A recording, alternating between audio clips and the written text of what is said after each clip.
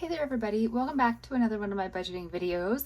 I am very nervous about this one because it's regarding my tax refund and figuring out the best way to utilize it. And I get very nervous whenever I come into large quantities of money, and just as a heads up, this does not happen often, and also $60 or higher is a large quantity of money to me. So it's not like, I'm routinely just being given tons of money. But whenever I am given large sums of money, I get very nervous that I'm not going to use the money the best way that it could be used, and therefore sort of squander an opportunity that I have been given. Having said that, I can only rely on my knowledge and my gut instinct, I suppose, for what's the best thing to do with this tax refund. So I thought I would break it down for you, as well as for me to reinforce to me what I think my options are, and then I'm going to have to pick one because I'm a grown-up, and that's what grown-ups do. They make money decisions and then they blindly stand by them, pretending that it was absolutely the right decision, regardless of if the proof tells them afterwards they were wrong. Right? That sounds like being an adult. Okay, so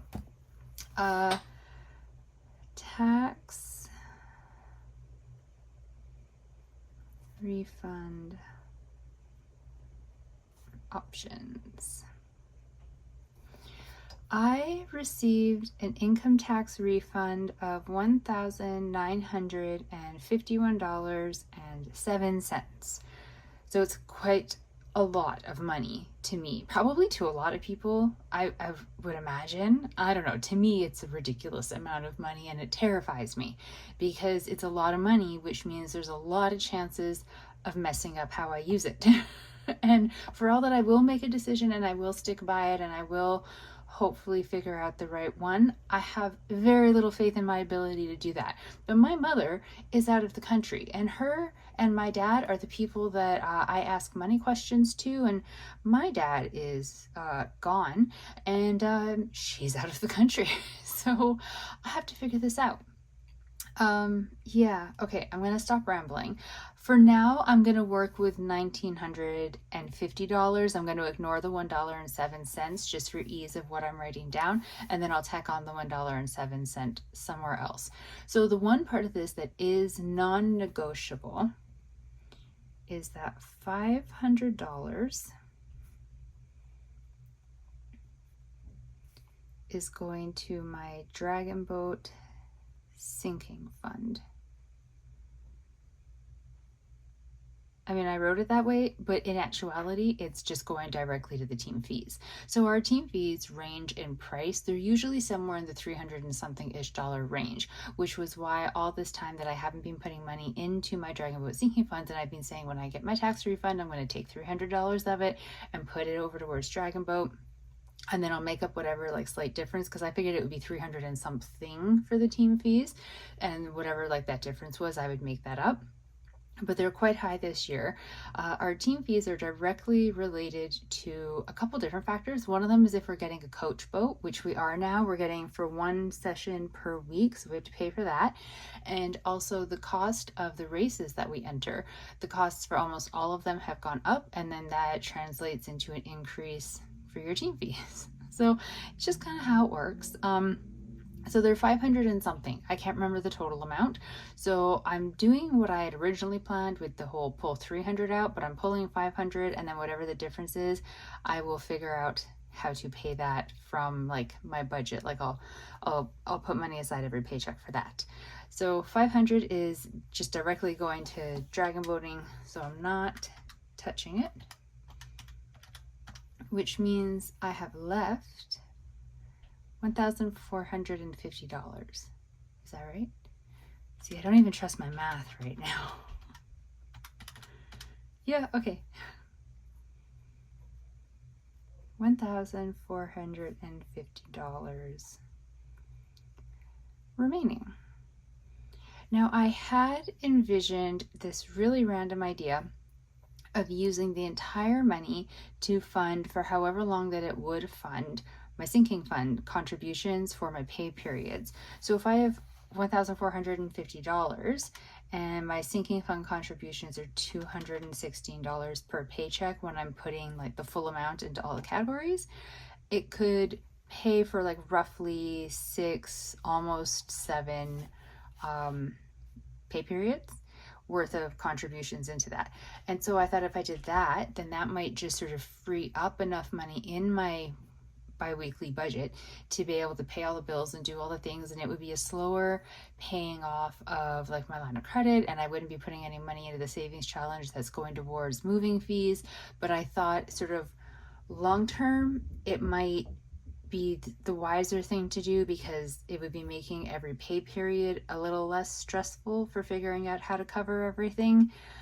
But I did math. I'm not going to write it all down here because I'm not following through with this plan, so I don't want to like clutter this page with things that I'm not doing.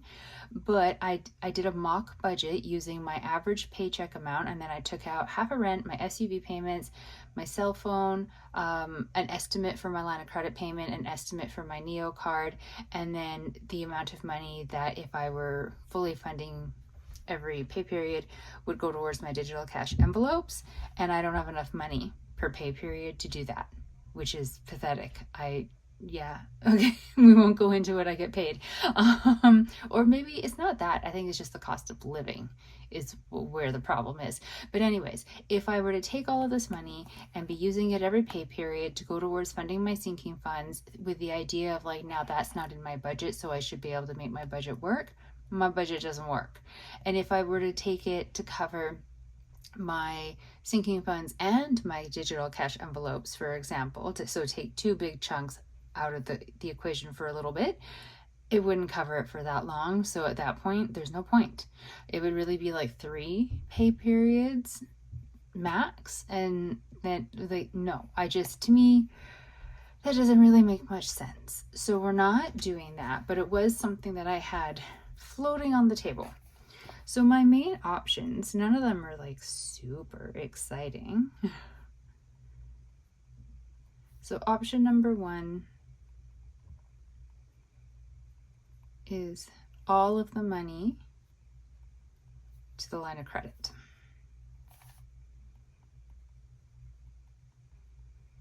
Option number 2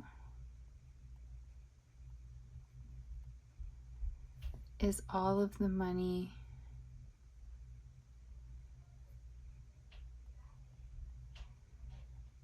to the moving savings fund, account, challenge, whatever you want to call it. Those are, so what I originally wanted to do, minus the money I knew would be taking away for dragon boating, and I thought maybe I would give myself a tiny amount of it to like spend on something fun. I wanted to put the majority, if not all of it, onto the line of credit, because that is the debt I'm working on paying off. That is what I want to get taken care of. If I didn't have the impending threat of the place that I'm living in being up for sale, and at any moment we have to move, so there might be moving expenses, I would be doing that without a question. There wouldn't be any other, me trying to figure out ways to use the money kind of a thing. It would just be, it's all funneling to the line of credit. But this house being up for sale is ruining my debt payoff plan.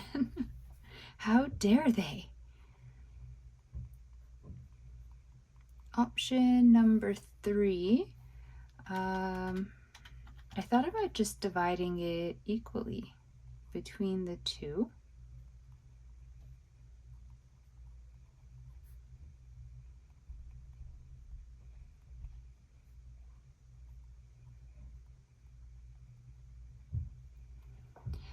And option 4, because I really want to be paying off that line of credit. 1,000 to the line of credit. Oh, I don't need to do that math. Even I can do that math.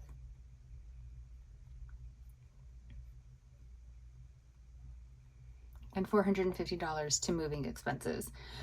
That's basically what options I have come up with. None of them are incredibly like exciting, like I said, but I think they're realistic, especially once I actually did the math off camera and figured out that the idea of funding sinking funds or digital cash envelopes or a combination of them wasn't gonna fly. So this is what I'm looking at for how I'm going to be using my tax refund. And I'm very strongly leaning towards option number 4.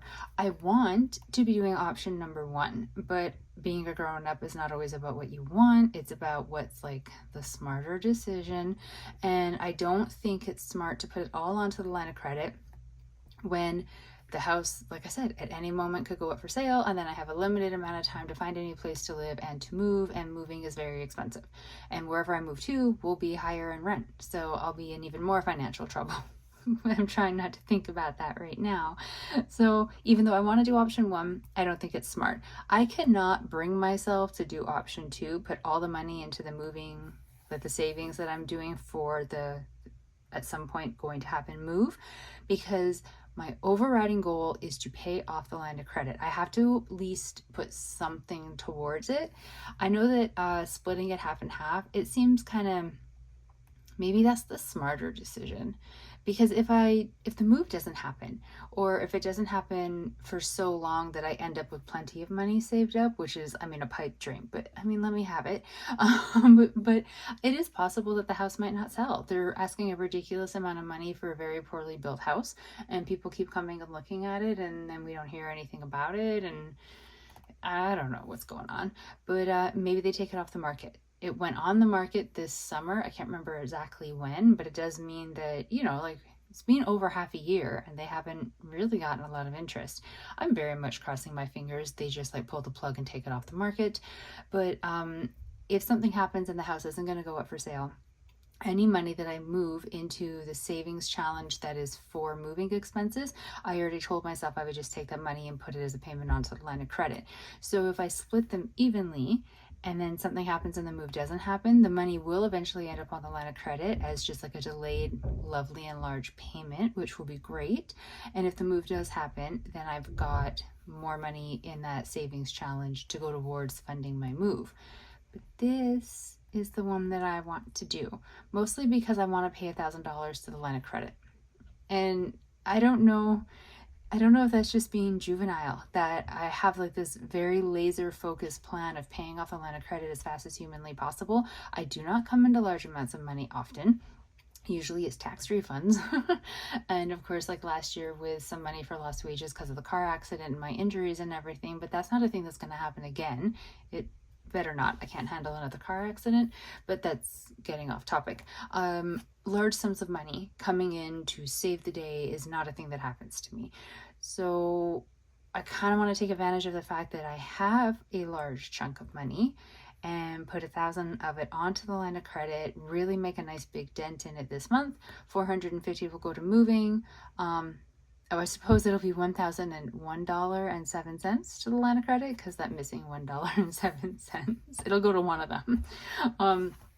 But yeah, I think the one that I feel best about is option number 4.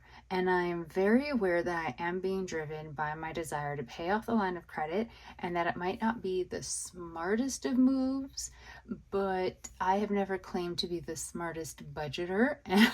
And I don't know. How do you decide if the thing that you want to do is the right decision, or if you're being driven by like not a bad idea or bad impulses, because paying off the debt isn't either of those, but just not the most logical use of the money, which is of course where I come into trouble when it comes to figuring out what to do with large amounts of money that I've been given, because I am going to go back and forth in between these two things forever and a day if I don't just put my foot down and make a decision, because I do not know.